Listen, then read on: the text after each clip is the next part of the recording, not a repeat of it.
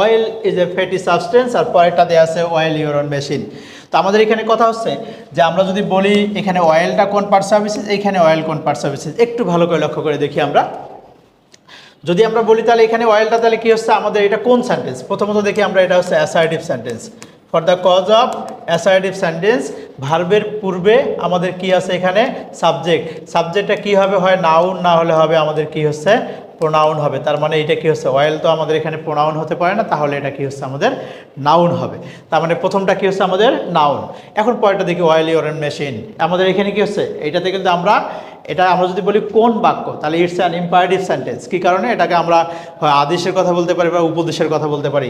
তার মানে এই বাক্যে ব্যবহৃত অয়েলটাকে আমরা কি বলবো, in an imperative sentence the first word will be verb.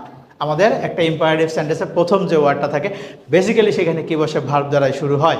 তো আমাদের এখানে কি হচ্ছে, তার মানে এটা হচ্ছে কি আমাদের অয়েলটা কি হচ্ছে আমাদের ভার্ব। কী কারণে? অয়েল ইউর ওন মেশিন, নিজের কাজে মনোযোগ দেওয়া, নিজের চরকায় তেল দাও, যেটা আমরা জানি। তো সেখানে এখানে অয়েলটা হচ্ছে ভার্ব, আর এখানে অয়েলটা হচ্ছে নাউন।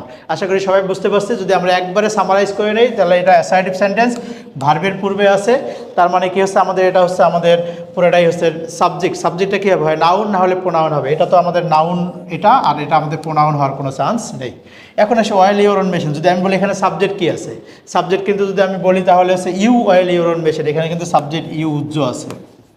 তার মানে এটা কি হচ্ছে, এটা পুরোটাই প্রেডিকেট।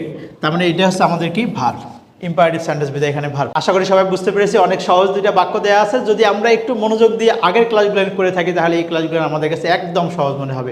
তারপরেও যদি কেউ নতুন এই ভিডিওটা দেখে থাকি, যদি কোনো কনফিউশন থেকে থাকে অবশ্যই আমাদেরকে জানালে আমরা উত্তর দেওয়ার চেষ্টা করবো। সবাই ভালো থাকি, সুস্থ থাকি, সবার জন্য শুভকামনা থাকলো।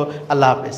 ভর্তি হতে ভিজিট করুন www.online.rcctube.com অথবা কল করুন 09613 662 000 এই নাম্বারে।